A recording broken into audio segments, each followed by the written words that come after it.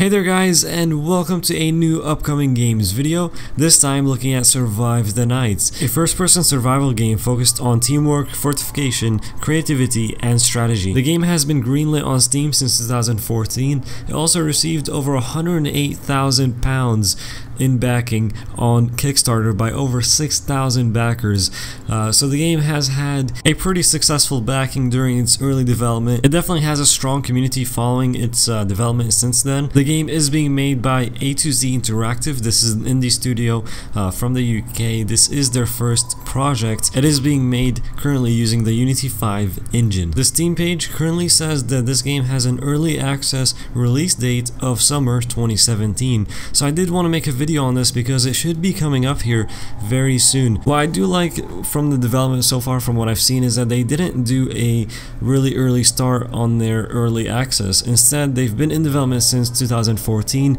when the game looked more like this. What you're seeing on the screen, this is some gameplay from way back in its early development, and the game, was very basic. It was playable, but it was nowhere near where it is at the moment. So instead of having that drawn out early access period where a lot of players will lose their patience and they'll be upset, they've kept it in development and not released it into early access until now, where it's going to be released in summer 2017, where it looks more like this, which is much better, much more polished, much more ready for an early access for people to enjoy.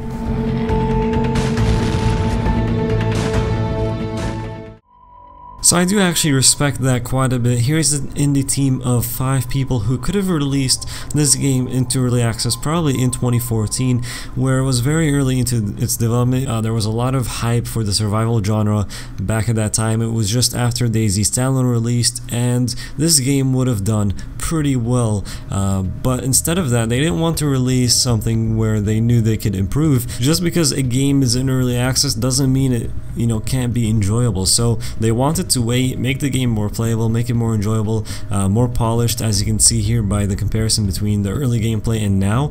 And I do respect that. I like that a lot. It shows that this team actually cares. They want to make an enjoyable early access alpha, which does exist, but many games kind of fail to do that. They make an early access alpha which isn't really enjoyable for the players, and it's just not fun. Alright, so now that we've talked about all of that, the history behind this game, who's behind it, the engine it's being made on, the backing it's got, all that stuff, let's get into the survival details, because this game does go in depth with a lot of the survival features, which I do like. That impresses me a lot. Let's get into it and see what it's got.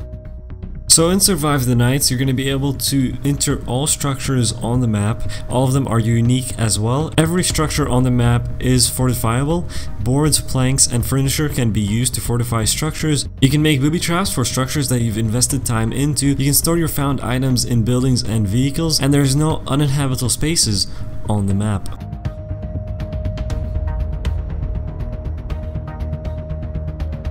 This game also has an extensive item combining and crafting system. You can combine household items to create tools or weapons. You can also combine and modify parts for vehicles and equipment.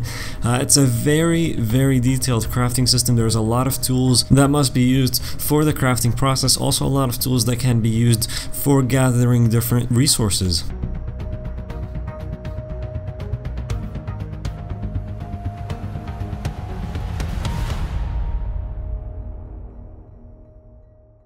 So as you can tell by the name of the game, Survive the Nights, the night will be a crucial part in the game. During the day, you're meant to gather food and water, gather planks and board up windows and doorways, set up traps around the perimeter of your structures, fuel up your generators, and repair structures' electrical panel. There is an electrical system in the game as well. Once you get inside of a house, you can get it to the point where you have the electricity running in the house, and you can try to maintain that as the nights and days go on.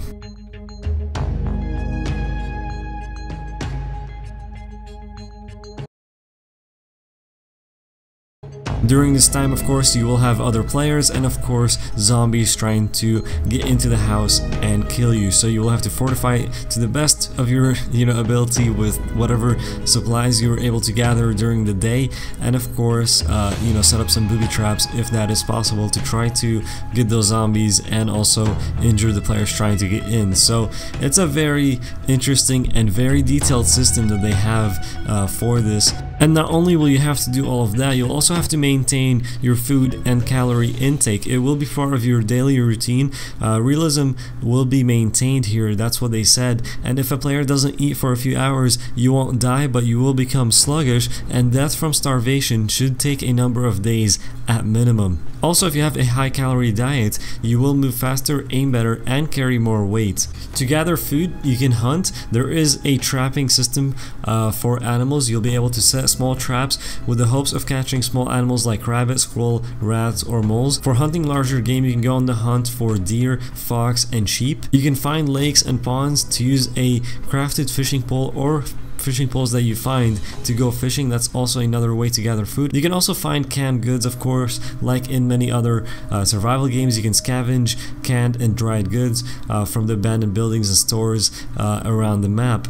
There is wild berries, but some may kill you. And you can also use streams to fill water bottles or activate well pumps in homes to access the water supply. So there is many different ways to gather food in this game, which I do like. Not just, the running around looking for cans of food. No, there's actual survival, involved in this, and hunting involved in it, where you will be able to do all kinds of different things in order to try to get food to get you through the day.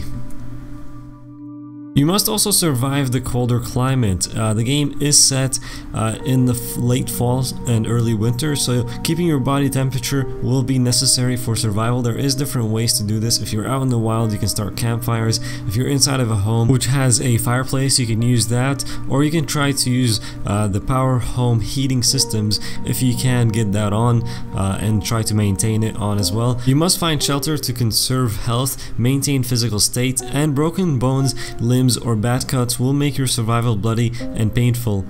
There is a mental state system in the game, and killing other players will eventually result in a mental breakdown. This includes blurred vision, shaking hands, voices only the player hears. There will be vehicles in the game, and they will be a very important part of the game, and they can help you a lot in your journey to survive. If you're trying to gather resources and get them somewhere to where your house is located, your player won't be able to carry that many planks, so using a vehicle is important. Finding them, they said, won't be a problem, but getting them running will be the real challenge. You're gonna have to find different parts. There is an extensive parts list for anything on wheels in this game, but once you do have them running, you can use them to store items. You can use them to, of course, go from one area to another. There is also a leveling and XP system. There will be leaderboards, achievements, and you can level your character to move up in ranks. Hunting will improve your trapping abilities, shooting will improve accuracy, trapping a lot will improve your return rate, and fortifying multiple times will improve your carpentry skills. As you've been seeing throughout the video, the map is actually quite beautiful, and here it is right here. This is Black Island. It's 64 square kilometers. It's a decent size. There's a few interesting locations on this map as well, which will be highlighted on the screen as we go here, but it's an interesting one. You won't see too many major cities or anything. It's mainly just smaller towns around the map. There is also one airport, which you can see right there. A few bodies of water flowing through the map as well. We do have Black Ridge Prison right there, just south of the main island. Now the form of transportation right now is just vehicles like the truck and the mobile home that you saw, but in the future they said boats will be introduced as well. This right here is the highest point on Black Island that you just saw there.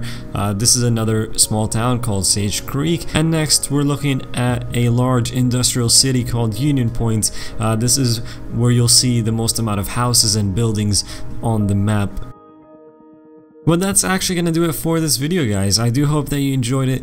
I think that Survive the Nights definitely has really good potential to be an awesome survival game. The amount of detail in some of the systems is absolutely insane. I like how they went about that. Some things could be improved. I saw that some of the animations could definitely be better in this game, especially like, you know, when you're shooting zombies or when zombies are coming at you. Player animations could also be improved, and hopefully we do see that before or after the game goes into early access. But there is a lot of good stuff: the traps, the crafting, the fortifying, all that stuff which is so detailed, the hunting, all that stuff is really what you need for a true survival game. So really I do hope that this game ends up being that.